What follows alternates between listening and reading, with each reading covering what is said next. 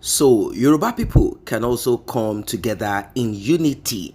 In fact, Bola Ahmed Tinubu will regret why he did not carry some Yoruba people along, particularly in those times when Yoruba nation was so much in vogue. I mean, I'm not saying it is not in vogue, but it is not as strong as it was in those days.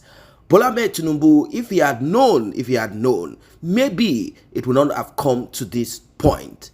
A lawyer, a lawyer has something to say to Bola Ahmed Tinubu, and of course, a lot of voices are being raised from different corners, from different quarters. All of these voices are focused on one thing: Bola Ahmed Tinubu. In fact, the North are also shouting and screaming. I'm talking about northern elders as regards the issue of Niger Republic and many other things. But let us look at the Yorubas now. The Yorubas, obviously, we all know it is a fact that Bola Ahmed Tinubu, regardless of Shongoleri or Tinubu, whichever, is a Yoruba man from what we know. He doesn't have the issue of is he Igbo or Yoruba like the case of Obasanjo. No. He's a Yoruba man.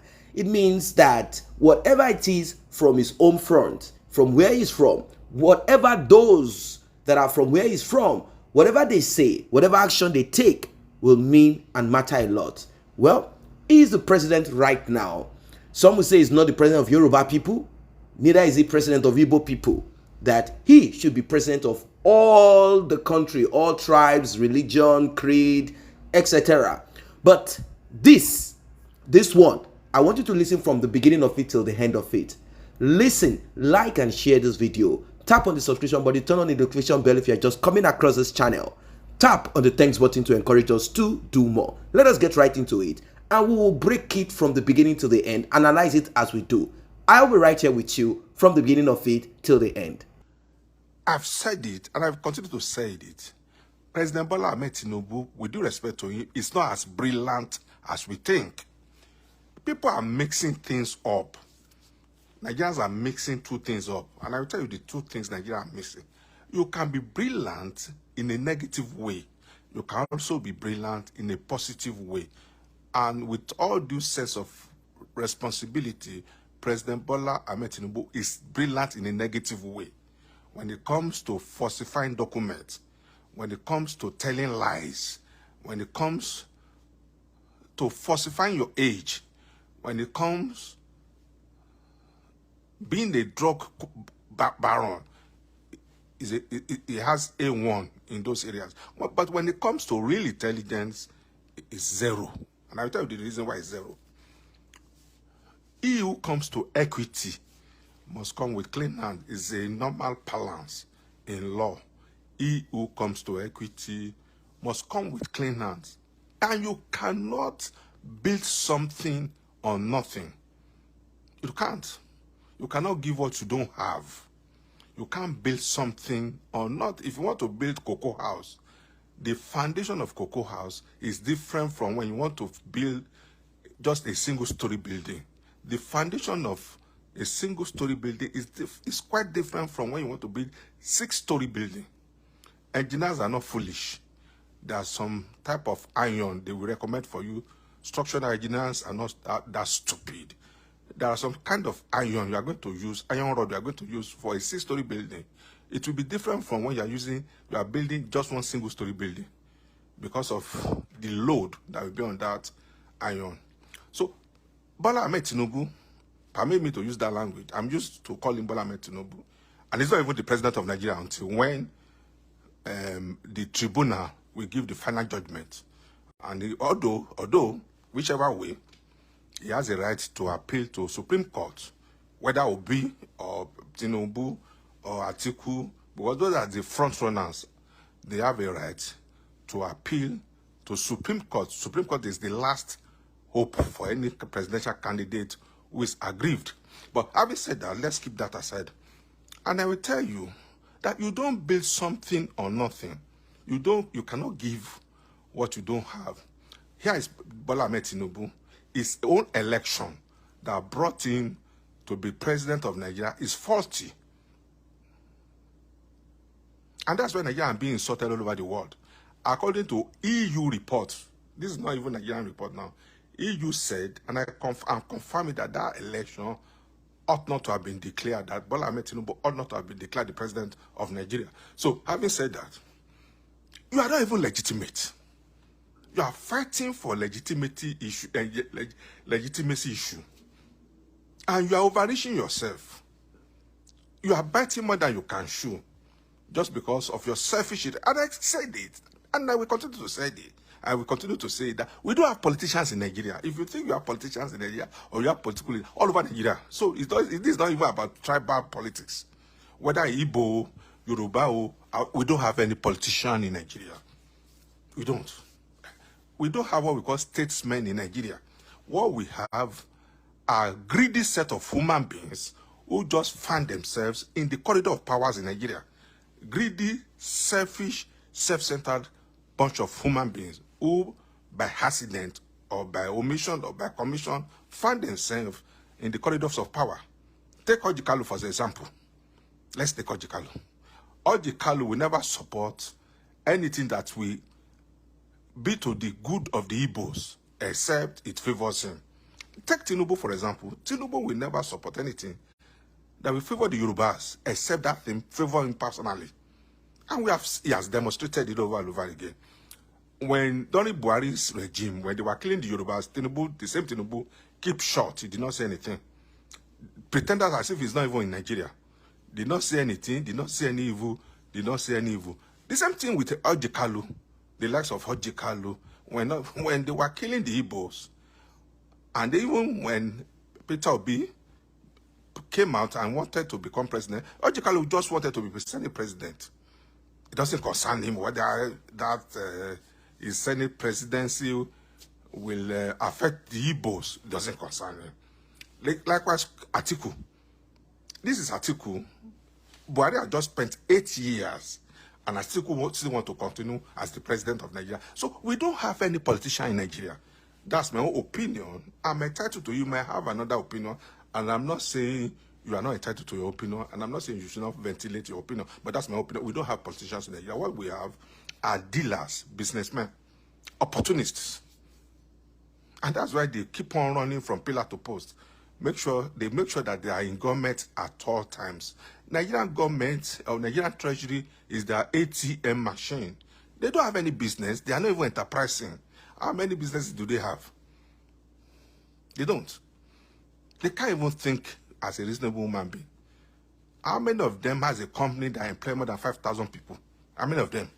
Well, since they are thieves, definitely they want to keep their loot somewhere far off, far away from the probing eyes of criminals like themselves. That is just what it is. They will not boldly come up with ideas to they will not bring industries and companies or anything. They just want to buy properties. They want to buy houses here and there. They want to stash money in houses and bunkers and all of that. That is all they do.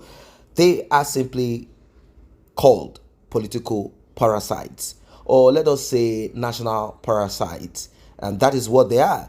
They only suck from the resources, suck from what other people are supposed to benefit from. It didn't just stop at that. It went further to talk about Bola Ahmed Tinubu seeking for the approval of the Senate to invade, or what proper word can we use here, to send the Nigerian military into Niger. It is important. Some people might probably not care about this the same way people did not care about what was happening in the northern part of Nigeria until it became a national problem, where criminals invaded the forest from the north down to the south, down to the west. Everywhere is occupied by these people. This is what I'm saying. So should there be any form of military attack on Niger's soil, there will be an effect, and it will not be a very good one. It's very important that we take note of this. Whatever decision Nigeria takes will tell a lot. Also, Nigeria also needs to secure its border, because France will also want to take action. They are used to stealing, looting, raping countries. Let us listen more. President Bola Ahmed Tinubu wrote a letter to the Senate. And in that letter, he said Senate should give him permission to deploy Nigerian military to Niger Republic. Let me tell you, President Bola Ahmed Tinubu, if you don't know now, you don't have the mandate of Nigerians to go to war against Niger Republic. And let's start with the law. Let's start from the legal aspect. I won't go into the nitty-gritty of the law because I have so many things to do today. But let's start with the United Nations Charter. The first point of call will be United Nations Charter. If you're a good student of international law and diplomacy, you will know that a country does not interfere in domestic affairs of another country.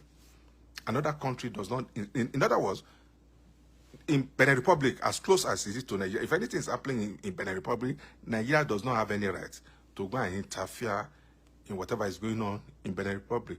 Likewise, Benin Republic does not have any right to come and interfere with whatever is going on in Nigeria.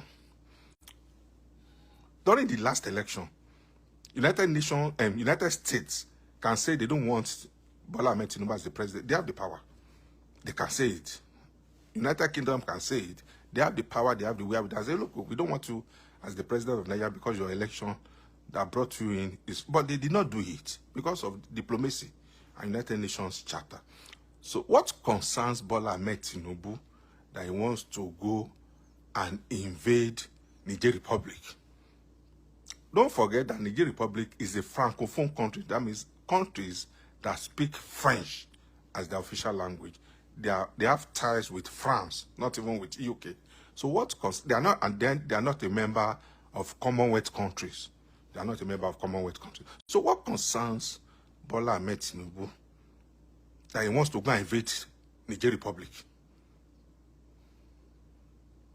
Is it for his personal interest or on behalf of Nigerians? Of what importance is that war to Nigeria economy? You don't cry more than the bereaved.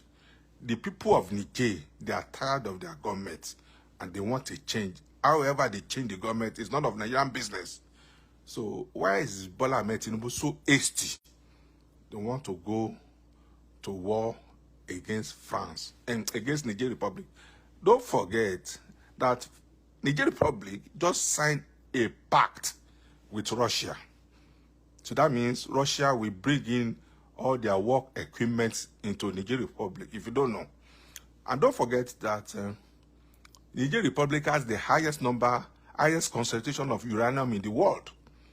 If people don't know now, let me tell you now for free. Niger Republic has the highest concentration of uranium in the world. Then there's another mineral. How clear can this be? Nigeria, regardless, should not involve itself or herself with Niger in this. But if Nigeria is to involve, like how the United States of America will involve themselves in other countries, acting like they are the umpire uninvited, all because they want to milk the resources of that country. Also, Niger should be careful and wary of Russia. Although Russia discusses they have a way of going about whatever they do, but Niger should also be very careful. Niger is not going to drink their uranium. And just imagine, this is a country with uranium. They do not have any power plant that works or operates on uranium like what France has. They do not have. They are still waiting on Nigeria to switch off and on electricity for them. The same Nigeria that cannot boast of reliable electricity power. It is so strange why Africa sleeps facing the same direction. It is so sad. It's like there is something missing in the way they think. And I know that there is nothing missing. There is only one thing. Wickedness has clouded the minds of majority of them. How can you be rich in uranium and you do not have a power plant in your country? Maybe they will tell them, you might not be able to manage the power plant. Oh, the temperature in your country will not allow you to manage this power plant. You need hydro you need this other form of. If that is it, then we are talking of something different. But if that is not the case, why is it that Niger, with their abundance of uranium, cannot have a power plant that will be used to supply electricity to other neighboring countries? And by so doing, they will be able to get enough for themselves. I'm not saying that uranium power plant is an easy task. No, if you look at what happened in Asia, where a power plant had problems, it did a lot of terrible things. I mean, we are talking of very terrible, volatile, and very dangerous element here. But they have uranium, and Russia is coming in. They have kicked away France from their country, because France continuously is just looting their country dry with the help of their leader. And once the president of Niger sacked himself willingly, I think normalcy is kind of coming back to that country. What are your own thoughts about this one? Like and share, subscribe to this channel. Seeing you in the next update.